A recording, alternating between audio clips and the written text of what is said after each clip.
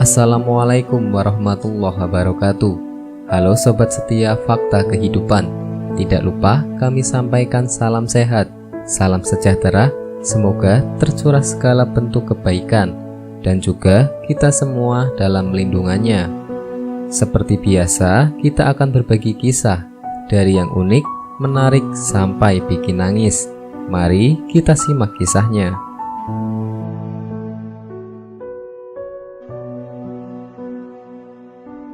Kenakan kain ihram ketika meninggal dunia.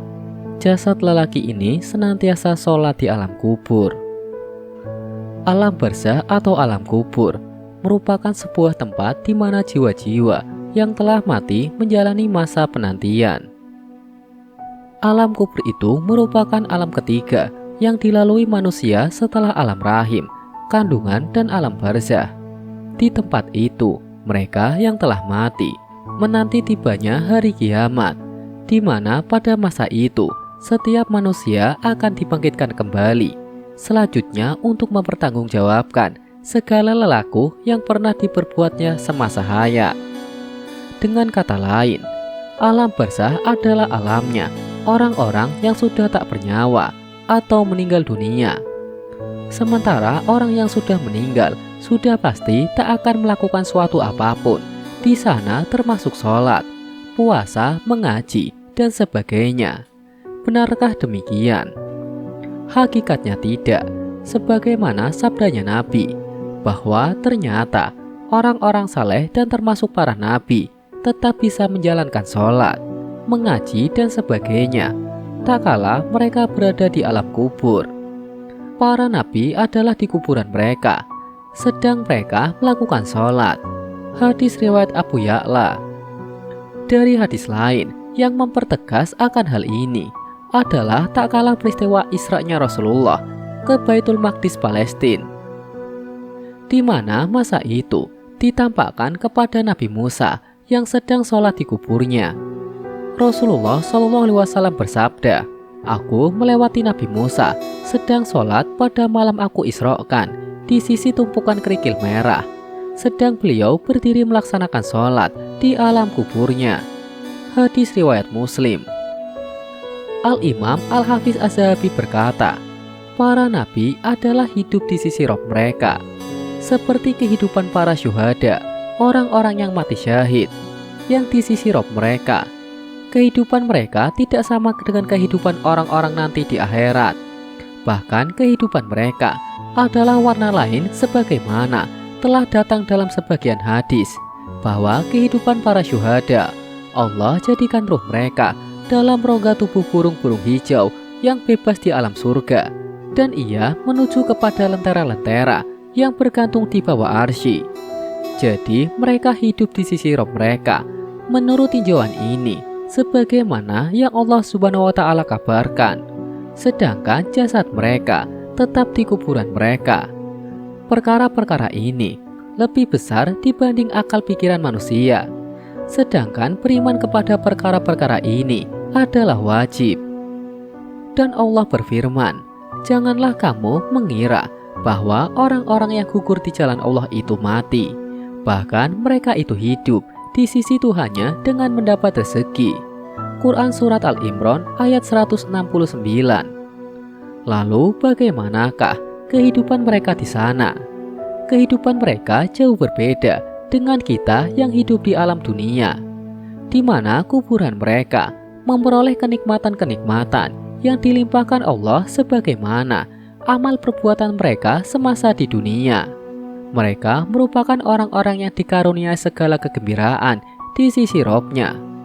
Sebagaimana ia berfirman, mereka dalam keadaan gembira disebabkan karunia Allah yang diberikannya kepada mereka, dan mereka bergembira hati terhadap orang-orang yang masih tinggal di belakang yang belum menyusul mereka, bahwa tidak ada kekhawatiran terhadap mereka dan tidak pula mereka bersedih hati.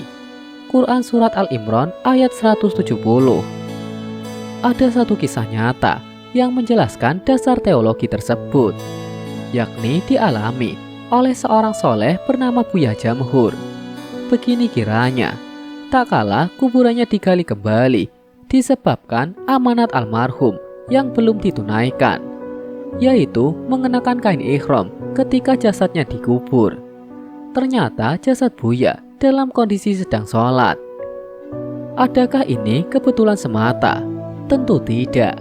Pasti ada suatu aktivitas zahir yang sedang diperbuat oleh si mayit di alam kuburnya tersebut. Namun memang tak terlihat nyata oleh indera manusia yang masih hidup, karena kejadian ini di luar jangkauan nalar dan logika manusia. Dalam kisah ini, ada juga tak kalah ditemukan kondisi si mayit sedang membaca Al-Quran di alam kuburnya. Mengenai kisah Buya Jamhur, barangkali ada suatu pertanyaan yang menggiyat di relung hati penonton. Bagaimana bisa Buya Jamhur bisa mendapatkan kemuliaan tersebut? Ternyata setelah ditelisik, itu terkait keinginan Buya Jamhur sendiri. Tak kala dirinya masih hidup, konon ia pernah mengungkapkan keinginan hatinya kepada muridnya jikalau ia mau telah menjemputnya. Ia tetap ingin melaksanakan sholat di alam kubur. Aku ingin nanti setelah mati, di alam kubur aku tetap dapat mendirikan sholat. Cerita Buya kepada murid-muridnya yang sedang antusias mengikuti ilmu yang diajarkannya. Jelasnya, tidak semua kehendak bisa dikabulkan oleh Allah, terkecuali hanyalah orang-orang tertentu saja. Sebagaimana Buya, beliau meninggal setelah mengimami sholat subuh dan meninggal di salah satu hari yang istimewa, yaitu hari Jumat. Demikian suatu kisah yang menakjubkan adanya aktivitas zahir yang dilakukan oleh orang-orang saleh dan para nabi di alam kuburnya. Namun jelasnya, bagaimanakah mereka melakukan hal itu? Hakikatnya hanya Allah sajalah yang tahu. Satu hal yang sayangnya kita pahami, bahwa tidak semua aktivitas-aktivitas mereka di alam kubur itu secara gamblang Allah tunjukkan kepada kita yang masih hidup. Dalam hal ini, tidak semua orang-orang saleh dan para nabi yang jika dikali kuburnya, kita temukan sedang dalam keadaan sholat atau membaca Al-Quran, sebagaimana kisah di atas. Bisa saja mereka tetap dalam keadaan semula, di mana posisi tubuh terbaring miring atau lurus. Namun jelasnya tak bisa dipungkiri lagi bahwa Allah tetap menunjukkan karunia dan kasih sayangnya kepada hamba-hambanya yang saleh dan berbuat kebajikan semasa hidup di dunia, dengan cara memuliakan jasad-jasad mereka yang telah banyak sekali ditemukan jasad para orang saleh yang masih tetap terjaga atau tidak hancur, meskipun telah dikebumikan bertahun-tahun.